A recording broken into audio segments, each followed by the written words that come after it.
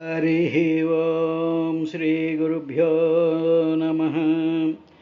ఒక పరి జగములు వెలినిడి ఒక పరిలో పలికి కొనుచు ఉభయము తానై సకల అర్ధసాక్షియగు అయ్యకలంకుని ఆత్మమూలుని అర్ధిదలంతున్ లోకంబులు లోకేశులు లోకస్థులు తెగిన తుది అలోకంబగు పెంచీకటికి అవ్వల యవ్వండు ఏకాకృతి వెలుగు అతనిని సేవింతున్ నర్తకుని భంగి పెక్కగు మూర్తులతో ఎవడాడు మునులున్ దివిజుల్ కీర్తింపనేరరు ఎవని వర్తనము ఊరులు ఎరుగరు అటివానిను తింతున్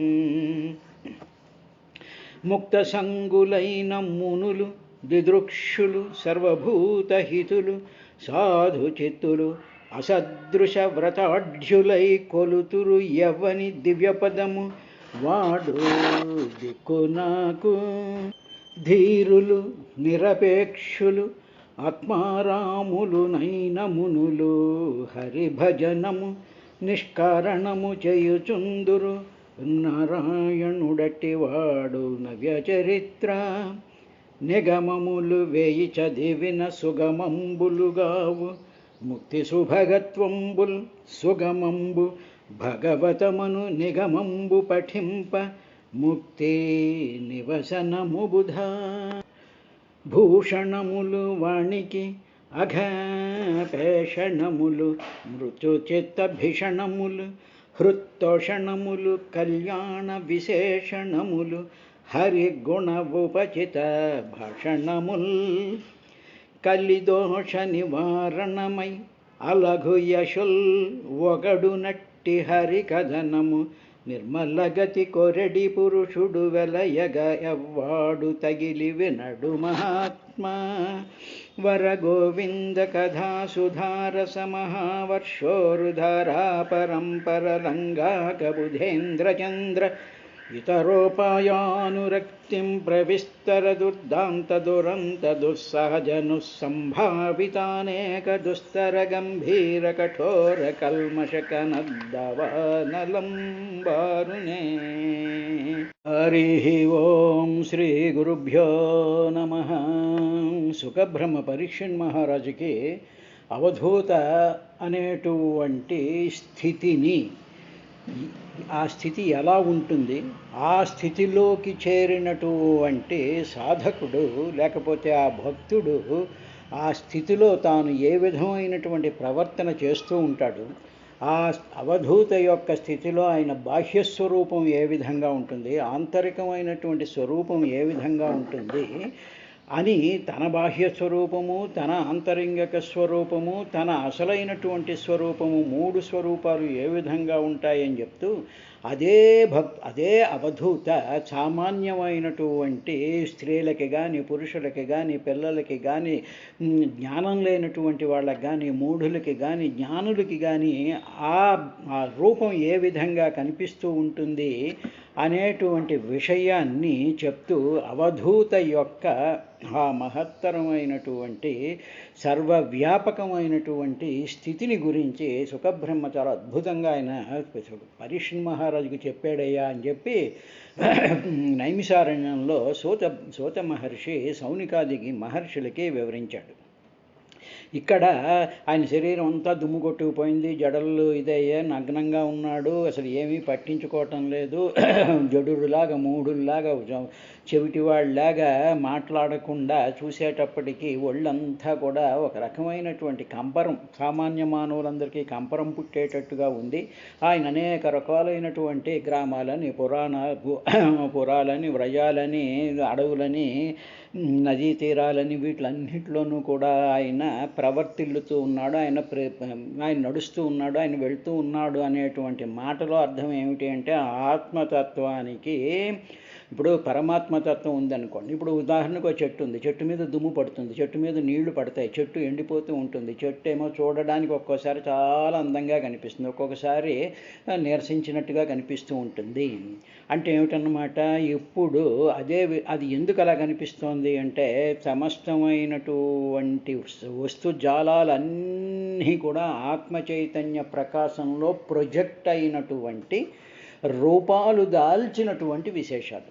కాబట్టి ఈ సత్ అంటే ఉండటం అనేటువంటి స్థితి మొత్తం సర్వవ్యాపకము కాబట్టి అందుకనే సత్ చిత్ అంటారు. సత్ అంటే ఉండుట, ఎగ్జిస్టెన్స్, ఉనికి. ఆ ఉనికి అనేటువంటిదే పరమాత్మ తత్వం. అది ఉనికి ఉంటూ అది స్ఫురిస్తూ ఉంటుంది. ఏ విధంగా స్ఫురిస్తూ ఉంటుంది? రకరకాలైనటువంటి పదార్థాల కింద స్ఫురిస్తూ ఉంటుంది. ఉదాహరణకు ఆకు ఉంది అంటాం. ఉండడం అనేటువంటిది లేకపోతే ది ఎగ్జిస్టెన్స్ ఆఫ్ లీఫ్ అనేటువంటిది ఉండదు. కాబట్టి ఉండుట అనేటువంటిది అవధూత తత్వం. కాబట్టి ఆయన మొత్తం అంతా తిరుగుతూ ఉన్నాడంటే అన్నిట్లోనూ కూడా ఉనికి సత్ అనేటువంటి ఆ స్థితి, సత్ అంటే ఉనికి, ఎగ్జిస్టెన్స్ అనేటువంటిది ఉంది అని చెప్పడమే, అటువంటి స్థితిలోకి వెళ్ళడమే అద్భుతమైనటువంటి అవధూత తత్వము. దానిని ఆ విధంగా ఆయన సింబాలిక్గా చెప్తూ అటువంటి ఉనికిని లో ఉండేటువంటి ఆయన ఆయన చేతులు కానీ కాళ్ళు కానీ వక్షస్థలం కానీ పొడవాటి బాహువులు కానీ విశాలమైనటువంటి భుజస్కంధాలు కానీ జుట్టు కానీ కంఠం కానీ ముఖం కానీ ఎంతో చాలా సుకుమారంగా కూడా ఉన్నాయట. అంటే ఏమిటన్నమాట, ఒక్కొక్క చూసారా ఏనుగు చాలా గట్టిగా బరువుగా దళసరిగా ఉంటుంది. అదే సన్నమైనటువంటి పువ్వు, చాలా మృదువుగా ఉండేటువంటి పువ్వు, ముట్టుకుంటే కందిపోతుందా అనేటువంటి పువ్వు ఉంటుంది. అదేవిధంగా ఎన్నో రకాలైనటువంటి వస్తువులు చాలా సుకుమారంగా ఉంటాయి, ఎన్నో రకాలైనటువంటి వస్తువులు దట్టంగా గట్టిగా బరువుగా ఇదిగా కూడా ఉంటూ ఉంటాయి. అంటే ఏమిటన్నమాట, మహత్తరమైనటువంటి గట్టిదనం నుంచి, రఫ్ నుంచి ఒక రకమైనటువంటి గరుకుతనం కూడా ఈ సృష్టిలో సమస్తమైనటువంటి వస్తువుల్లో కనిపిస్తూ ఉంటుంది. అదేవిధంగా అతి సుకుమారము, అతి సుందరము, అతి ఆహ్లాదకరము, అతి ఆనందకరము, అది ఉత్తేజకరమైనటువంటివి కూడా మనకి సృష్టిలో కనిపిస్తూ ఉంటాయి. కాబట్టి అవధూత ఇప్పుడు ఏమయ్యాడు అంటే ఆయన అటు ఆ విధమైనటువంటి స్థితిలోకి, ఇటు సుకుమారమైనటువంటి స్థితిలోకి కూడా ఆయన ఉన్నాడు. అంటే ఏమిటన్నమాట, ఆయన పరతత్వంలోకి, ఆత్మతత్వంలోకి ఆయన లీనమైపోయాడు అని అర్థం. ఆ లీనత్వం గురించి ఒక మనిషి ఎలా ఉంటాడు అన్నట్టుగా మనకి సింబాలిక్గా ఒక సాంకేతిక రూపంగా ఆ విధంగా చెప్తూ ఉంటారు. ఈయన పరిస్థితి ఎలా ఉంటుంది అంటే, ఆయన బ్రహ్మాండమైనటువంటి ఎండ ఉందనుకోండి. అంటే ఎండ అంటే వెలుగు. ఇప్పుడు ఆ వెలుగుని మనం ఇలా చేత్తో ముట్టుకున్నామంటే ముట్టుకోలేం. ఇప్పుడు ఈయన ఏమైపోయాడంటే ఈ వెలుగు ఆయన అయిపోయాడు, ఈ వెలుగే ఆయన అయిపోయాడు. ఇప్పుడు ఆ వెలుగు ఏమిటి అంటే ఆత్మ చైతన్య ప్రకాశము, ఆత్మతత్వము, అదే సత్యం, అదే జ్ఞానం, అదే అనంతం. కాబట్టి ఇప్పుడు అవధూత అంటే అటువంటి అనంతతత్వంలోకి ఆయన వెళ్ళిపోయాడయ్యా అని చెప్పి అటువంటి అనంతతత్వాన్ని చూసి ఆయన పురవనితాం మనసి కుసుమశరాసనముపదధాన పరాగవలంబమాన కుటిల జటల కపికేశ భూరి భారో అవధూతమలిని నిజ శరీరేణ గ్రహగృహీతైవ దృశ్యత. అటువంటి ఆయన యొక్క సుకుమారత్వాన్ని చూసి పౌరస్త్రీలు మనస్సులో పుష్పబాణుని ఉద్దీపింపజేస్తారు. అంటే ఉన్మాదం కలిగిందట పురంలో ఉండేటువంటి స్త్రీలకి, వనితలకి. అంటే ఆయన అలా వెళుతూ ఉంటే అందరూ చూస్తూ ఉన్నారట. స్త్రీలందరూ కూడా చూస్తూ ఉండేటప్పటికి ఏమిటి, సాక్షాత్ మన్మథాకారుడు వెళ్తున్నాడా అన్నట్టుగా ఉందిట. కానీ కొంతమందికి ఏమో ఏదో పిచ్చివాళ్ళలాగా, ఉన్మత్తుల్లాగా, ఏదో పిశాచం పట్టినటువంటి వాళ్ళలాగా మలినమైనటువంటి శరీరంతో ఆయన దెయ్యం పట్టినట్టుగా కనిపిస్తూ ఉన్నట్ట. ఇందులో ఏమి చెప్పారు అంటే పురవనితానా, పుర అంటే మానవుడి యొక్క దేహము, దానిలో ఉండేటువంటి ఆ పరతత్వం తెలిసినటువంటి జీవుడికి ఏమిటి జరుగుతుంది అంటే పరిపూర్ణమైనటువంటి సౌందర్య శరీరంతో కూడుకున్నటువంటి పరమాత్మతత్వం కనిపిస్తూ ఉంటుంది. మామూలు కథ ప్రకారం అంటే ఆడవాళ్ళు చూసి అబ్బాయి ఎంత అందంగా ఉన్నాడు, మిలమిలా మెరిసిపోతున్నాడు అని వాళ్ళు అనుకుంటున్నట్టు కథ. కానీ పురవనిత, పురములో ఉండేటువంటి వనిత స్త్రీ స్వభావము అంటే ఏమిటి? ఆకర్షింపబడేటువంటి ఆ జీవతత్వానికి ఎలా ఉన్నాడు? కుసుమశరాసనముపదధాన, మన్మధుడికి యొక్క అంటే ప్రేమ జనిస్తుంది, మనస్సు మదనం జరుగుతుంది, మదనం జరిగే ఆహా అనిపిస్తూ ఉండేటువంటి విధంగా ఆయన ఉన్నాడయ్యా. ఈ విధంగా వెళుతూ ఉండేటువంటి ఆ ఋషభ చక్రవర్తి, ఆ ఋషభ అవధూత ఎర్హివావస భగవాన్ లోకమిమం యోగసాధ్యా ప్రతీపమివాచక్షణాస్తత్ప్రక్రియాకర్మభిభిత్సతమితి వ్రతం అజగరమాస్తి తశ్చయాన ఏవాశ్నాతి పిబతి ఖాద్యత్యవమేహతి హదతి స్మ చేష్టమానవుచ్చరిత అదిగ్ధోద్దేశ. ఇప్పుడు ఆయన అటువంటి ఆత్మనిష్టలో తాను ఉన్నప్పుడు ఇప్పుడు ఏం జరిగింది అంటే, ఈ జనం అందరూ కూడా చుట్టూ చేరేటప్పుడు జనం కానీ, పక్షులు కానీ, దోమలు కానీ, చీమలు కానీ, సరీసృపాలు కానీ, ఈ పురుగులు ఇవి కూడా డిస్టర్బ్ చేస్తున్నాయి. చూసేటువంటి జనం కూడా వీళ్ళందరూ కూడా ఆటంకంగా ఉంది అని చెప్పి ఆయన ఏం చేశాడంటే, వారి నుండి తప్పించుకోవడానికి అని చెప్పి చేసే భీభత్సమునకు దారి తీయునని వృషదేవుడు అదేంటి ఇలా ఉండేటప్పటికి ఏమిటి, కొంతమంది చూసి భయపడుతున్నారు, కొంతమంది చూసి రాళ్ళు వేస్తున్నారు, కొంతమంది ఏమో ఇదిగా చేస్తున్నారు. ఇవంతా కూడా ఒక భీభత్సం అంటే ఒక రణగుణధ్వని, ఒక రకమైనటువంటి అలజడి. ఈ విధంగా నా యొక్క ప్రవర్తన వల్ల ఈ విధంగా ఉంటుంది అని ఆయన ఏం చేశాడు అంటే, ఓహో ఈ జనంలోనూ ఇందులోనూ ఇలా తిరుగుతూ ఉండడం వల్ల ప్రతీపం ఇవ విరోధియా అన్నట్లు ఆయనకి ఇదంతా విరోధంగా కనిపిస్తోంది. తన యొక్క ఆ ఆత్మనిష్టలో, తన యొక్క ఆ కాన్సన్ట్రేషన్లో, ఆ సమాధిలో, ఆ స్థితిలో ఉండగా ఈ విధమైనటువంటి డిస్టర్బెన్స్ కలుగుతూ అంతా కూడా గందరగోళంగా ఉంది అని చెప్పి ఆయన ఏం చేశాడంటే, అప్పుడు ఆయన అజగర వ్రతం ఆస్థిత, వెంటనే కొండ చిలువ యొక్క అజిగర వ్రతం అంటారు. అంటే ఏమిటి? కొండ చిలువ పెద్ద నోరు వేసుకుని ఒక చోట పడుకుంటుంది. అది ఇంకా అటు ఇటు ఏం మూవ్ అవ్వదు, అలాగే ఉంటుంది, చాలా కామ్గా ఉంటుంది. ఎవరిని కాటు వేయడం కానీ, చుట్టుకోవడం కానీ, ఇంకోటి చేయడం కానీ ఏమీ చేయదు, అలా పడి ఉంటుంది. అప్పుడు దానికి ఆహారం కావలసినప్పుడు నాలికని ఒకసారి ఇలా నోరు తెరిస్తే అక్కడ ఉండేటువంటి పురుగులో కప్పలో ఏవో ఆ నోట్లోకి వస్తే అవి మాత్రమే తన దగ్గరికి వచ్చినటువంటి మాత్రమే తీసుకుంటుంది, కానీ తన ప్రయత్నం లేకుండా ఉంటుంది. కానీ మహాభక్తుడైనటువంటి వాడు, పరమహంస స్వరూపులైనటువంటి వాళ్ళు, అవధూతులైనటువంటి వాళ్ళు అజగరవతంలో ఉంటారు. అంటే వాళ్ళు సంపాదించుకోవాలి, దాచుకోవాలి, చెయ్యాలి, దానికోసం ఏదో కర్మలు చేయాలి, యాగాలు చేయాలి, హోమాలు చేయాలి, ప్రదక్షిణలు చేయాలి అనేటువంటి తిరుగులు ఏమీ ఉండవు అసలైనటువంటి పరమాత్మతత్వంలో ఉండేటువంటి వాడికి. అటువంటి స్థితిలో ఉండేటువంటి సాధకుడి అజగర వ్రతము ఆచరిస్తున్నారు అంటారు. అప్పుడు ఆయన ఏం చేశాడంటే, అజగర వ్రతము ఆస్థి అలా ఉండిపోయి ఆయన ఏం చేశాడంటే పడుకునే ఉన్నాడు, ఇంకా కదలకుండా పడుకునే ఉన్నాడు. కాబట్టి ఆస్థిత శయాన అలాగే పడుకుని ఉండి ఏవాస్నాతి పిబతి ఖాదత్యమేహతి హదతి స్మ చేష్టమాన ఉచ్చరిత అదిగ్ధోద్దేశ. కొండ చిలువలాగా ఒక చోట పడుకునే ఏం చేసేవాడంటే ఆయన ఆస్థిత స్వీకరించేవాడు. అక్కడ ఏమైనా ఉంటుంది, ఏదో పండు పడి ఆ గాలికో ఏదో ఆకులో ఏవో పురుగులో ఏవో వస్తూ ఉంటే కొండచెర ఎలాగైతే తీసుకుంటుందో అలాగే ఆయన అలాగే ఉండేటప్పటికి అక్కడ ఏదో పండు పడితే వచ్చి ఆ పండుని చేతితో తీసుకుని నోట్లో వేసుకునేవాడు.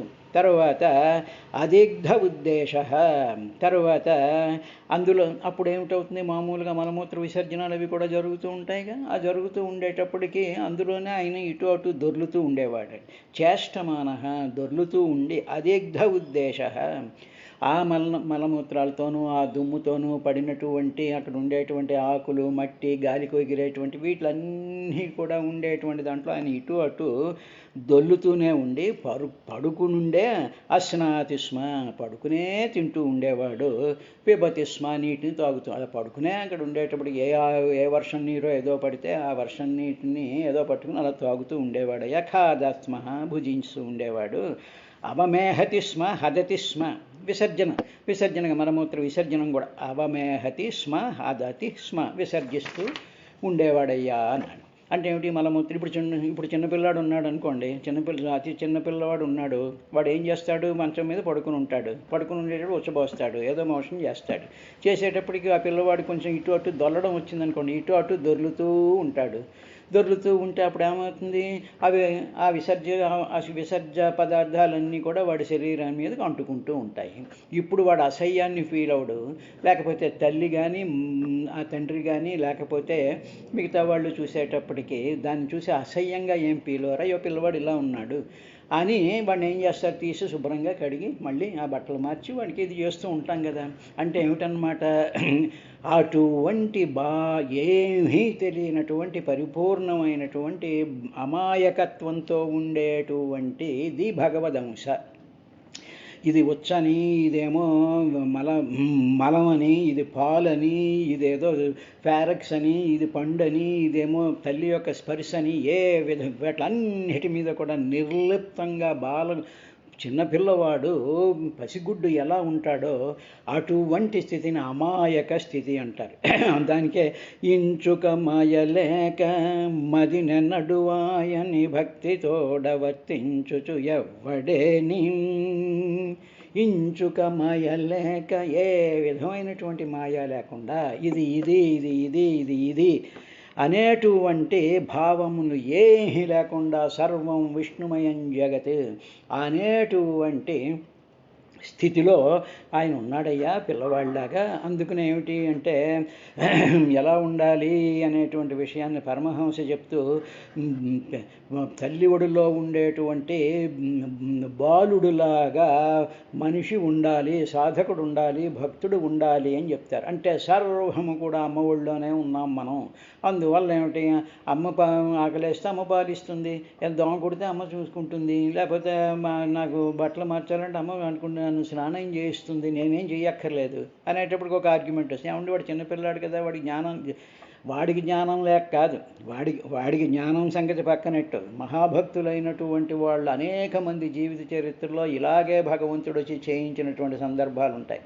అదేవిధంగా సాక్షాత్తు పాండురంగస్వామి ఆ భక్త కుంభారు కాదు, ఆ ఒక భక్తుడు ఇంటికి వచ్చి 12 ఏళ్ళు ఆయన ఇంట్లో ఉండి ఆయన సేవ చేసి ఆయన స్నానం చేయించి పళ్ళు తోమి ఆయనకి నీళ్లు పెట్టి ఆయన తిన్నటువంటి ఎంగిలి కంచాలు ఎత్తి వంట చేసి ఇవన్నీ పెట్టేవాడు ఆయన. సాక్షాత్తు పాండురంగ 12 ఏళ్ల పాటు ఆయన ఆ విధంగా సేవ చేశాడు.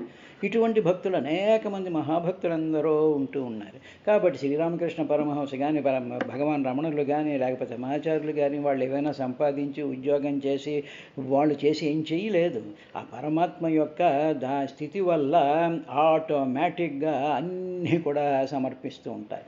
అనేటప్పుడు కూడా ఒకటి ఏమండి, వాళ్ళు గొప్పవాళ్ళు కాబట్టి మహాత్ములు కాబట్టి అందరూ భక్తులందరూ పట్టుకొచ్చి వాళ్ళకి ఇస్తూ ఉంటారండి అంటూ ఉంటాం. అదా, మరి పక్షులు ఉన్నాయి, కీటకాలు ఉన్నాయి, పాములు ఉన్నాయి, మరొకటి ఉన్నాయి. మరి వీటికి అన్నిటికీ ఆహారం ఏమిటి ఈ కబ్జాదారులు రాజకీయ నాయకులు ఇస్తున్నారా? పళ్ళు ఎవరిస్తున్నారు? చెట్టుకి పళ్ళు వచ్చేటప్పటికి ఈ చిలకో ఈ పిలకో ఏదో పిచుకో కాయకో ఏదో వెళ్ళి దాన్ని కొట్టుకు తింటోంది అంటే ఆ పళ్ళు ఇచ్చింది ఎవరు? ఆ పళ్ళు ఈ కాకి అనేటువంటి జీవికి, ఆ పిచుక అనేటువంటి జీవికి, చేపలు అనేటువంటి వాటికి, వీటిలన్నిటికీ ఎవరిస్తున్నారు? వీటిలన్నిటికీ చిన్న చిన్న పురుగుల దగ్గర నుంచి ఇవన్నీ కూడా భగవంతుడు సమర్పించినటువంటివి. ఇవన్నీ భగవద్దత్తము అని చెప్పి పశుపక్షాదులు లోపల ఉండేటువంటి జీవులు అనుకుంటూ ఉంటాయి. కానీ మనలాంటి అహంకారంతో నిండిపోయి మేము చాలా గొప్పవాళ్ళము అనుకునేటువంటి అజ్ఞానంలో కూరుకుపోయినటువంటి మహాభక్తులు ఉన్నారే, వీళ్ళందరూ ఏమనుకుంటూ ఉంటారంటే స్వయం కృషి మేము చేసాము అనుకుని అజ్ఞానంలో పడి కొట్టుకున్నంతసేపు అమ్మవారిది ఏ విధమైన దీనికే తాడేపల్లి రాఘవనారాయణ శాస్త్రి గారు ఒకసారి ఆయన ఇంట్లో నైవేద్యం పెట్టడానికి నీళ్లతో పెట్టేవాట, పదార్థాలు ఏమీ ఉండేవి కావట. అంత మహా సాధకుడైనటువంటి వాడు, సాక్షాత్తు అమ్మవారి స్వరూపమైనటువంటి ఆయన ఒకసారి లలితా సహస్రం చేసి అందరికీ భోజనాలు పెట్టాలి అనుకుని ఆయన సంకల్పం చేసుకున్నారట. అంటే లలిత అమ్మవారి యొక్క ఆ ఉత్సవం చేయాలని అనుకునేటప్పటికి ఇంట్లో ఆవిడందటి ఏమండి ఇంట్లో ఒక బియ్యపు గింజ లేదు, మీరు ఇంత బ్రహ్మాండమైనటువంటి సంకల్పం చేశారు కదా, ఎక్కడి నుంచి వస్తాయి ఏమిటి అని చెప్పి ఆవిడ కదా ఉండాలి అనేటప్పటికీ అనే ఏమోనే అమ్మ అలా అనుకోమంది, ఆ మాట అటు వచ్చింది అనేసేసి ఆయన చాలా నిర్లిప్తంగా ఉండేటప్పటికీ ఎవరో ఒక పెద్ద బండి మీద సామాన్లన్నీ వేసుకుని ఏముండవు ఇక్కడ శాస్త్రి గారని ఎవరున్నారండి, వారి ఇల్లు ఎక్కడండి అని అడిగేటప్పటికి ఎవరో చెప్పారు, అదేనండి శాస్త్రి గారి ఇల్లు అని. శాస్త్రి గారి ఇల్లేదని చెప్పి మొత్తం సామాన్ అంతా కూడా ఇంట్లో దింపేసేసి మర్నాడు కార్యక్రమం సామాన్ అంతా ఇంట్లో దింపేసేసి ఆ బండి తీసుకుని వెళ్ళిపోయేటప్పటికి ఎవరో శాస్త్రి గారికి ఎవరో భక్తులు ఎవరో ఇచ్చారు, మనకి డొనేషన్లు ఇచ్చేటువంటి దొంగ భక్తులు ఉంటారు చూడే, కబ్జాగాళ్ళు వాళ్ళు వచ్చేసేసి మేమేమో నేషనల్ స్టాక్ ఎక్స్చేంజ్ని బోల్తా కొట్టించినటువంటి వాళ్ళు, కబ్జాలు చేసేటువంటి వాళ్ళు వీళ్ళు పట్టుకొచ్చి డబ్బులు ఇస్తుంటే ఆ డబ్బులతో భగవంతుడికి నైవేదనలు ఇవన్నీ చేసేస్తూ అంతా భగవత్ సంకల్పం అంటూ ఉంటారు. అలా కాదు ఇక్కడ జరిగింది. సాక్షాత్తు అమ్మవారే ఏం చేసింది అంటే వచ్చి ఆ బండిలో సామానంతా దింపేసి వెళ్ళిపోతూ ఉంటే వీళ్ళందరూ చూస్తూ ఉండగానే కొంత దూరం వెళ్ళి బండి డిజప్పీర్ అయిపోయిందిట. ఇది జరిగింది ఈ కాలంలో, ఈ మధ్య కాలంలో జరిగినటువంటి విశేషం. కాబట్టి భగవంతుడు స్థితిలో ఉండేటువంటి వాడికి అన్నీ కూడా అజగర వ్రతం ఆచరిస్తూ ఉండేటువంటి అంతటి ఉన్నతమైనటువంటి మానసిక అవస్థకి భక్తుడు ఎదగాలి అని భాగవతం చెప్తుంది.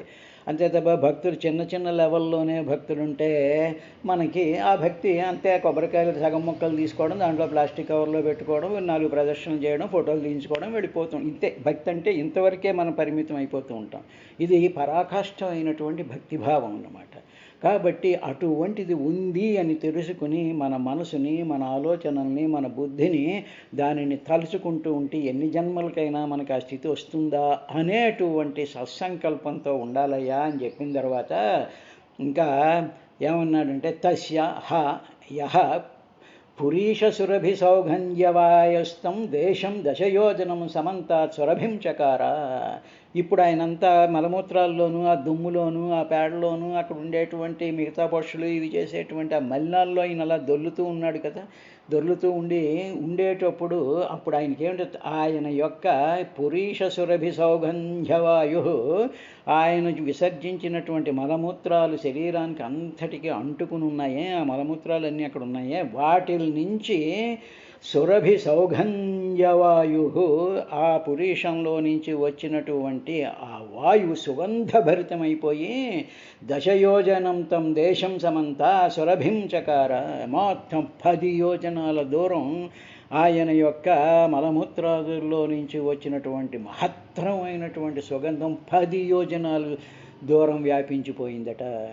అంటే ఏమిటన్నమాట, అవి మామూలు మలమూత్రాలు కాదు, అవన్నీ కూడా పరమాత్మ తన శరీరం, తను తీసుకున్నటువంటి ఆహారం, తనంతా కూడా పరమ సుగంధభరితమైనటువంటి సౌందర్య రూపమైనటువంటి స్థితిలోకి అది వెళ్ళిపోయారు. ఆ స్థితిలోకి ఈ అవధూత తత్వం బయటికి వెళ్తూ ఉంటుంది. అదేవిధంగా శ్రీరామకృష్ణ పరమహంస సాధనలు చేస్తూ ఉండేటప్పుడు సందర్భంలో ఆయన యొక్క శరీరంలో ఉండేటువంటి ఆ బంగారు వర్ణం కలకత్తాలో ఆయన దక్షిణేశ్వరం నుండి 10 మైళ్ళ వరకు కూడా ఆ కాంతి వ్యాపించేటప్పటికీ బంగారు రంగు, సూర్యోదయం అవుతున్నప్పుడు బంగారు రంగు ఏ విధంగా ఉంటుందో అంత సువర్ణ కాంతి అంతా వ్యాపించిపోయేటప్పటికి జనులు తండోపతండాలుగా ఆయన దగ్గరికి వచ్చేస్తూ ఉంటే, అమ్మా ఈ కాంతి వల్ల నాకు సాధనలకి డిస్టర్బ్ అవుతుంది, ఈ కాంతి తీసేయమ్మా అని చెప్పి అమ్మవారి దగ్గర గోల పెడితే అప్పుడు అమ్మవారు కాంతి తగ్గించిందిట. ఆ విధమైనటువంటి సాధనలో పరమోత్కృష్టమైనటువంటి పరమశ్రేష్టమైనటువంటి ఇవి కలుగుతూ ఉంటాయి. ఇటువంటివి చాలామంది మహాసాధకుల యొక్క విశేషాల్లో మనకి ఇటువంటివన్నీ కనిపిస్తూ ఉంటాయి. తర్వాత ఆయన ఇంకా ఏం చేసేవాడో తెలుసా, ఏవం గోమృగ కాకచర్యయా వ్రజస్తిష్టన్నాసీ నశయాన కాక మృగ గోచరిత పిబతి ఖాదత్యవమేహతి స్మ.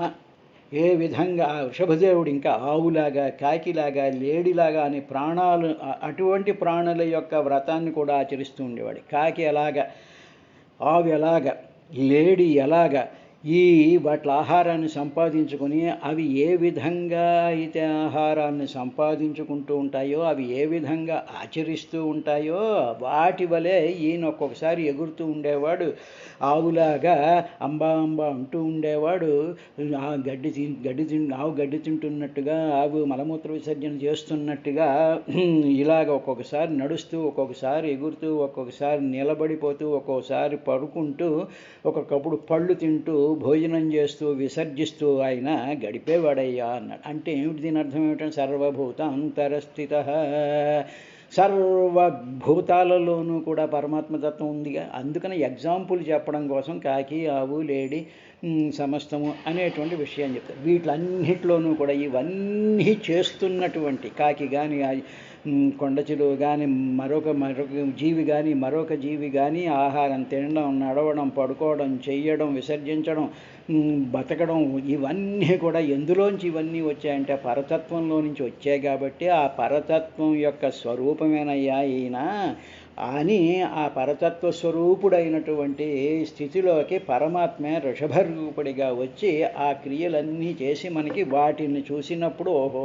ఇదన్నమాట వాసుదేవతత్వము అనేటువంటి స్ఫురణ కలిగించేటువంటి విధంగా ఆయన చేశారయ్యా అని పరీక్షణ్ మహారాజుకి సుఖబ్రహ్మ తన యొక్క పరిపూర్ణమైనటువంటి అనుభవాన్ని చెప్పినట్టుగా మనకు అనిపిస్తుంది. రేపటి కార్యక్రమంలో ఇంకొక వచనం ఉంది. అయిన తర్వాత 6వ అధ్యాయంలోకి ప్రవేశిస్తాం.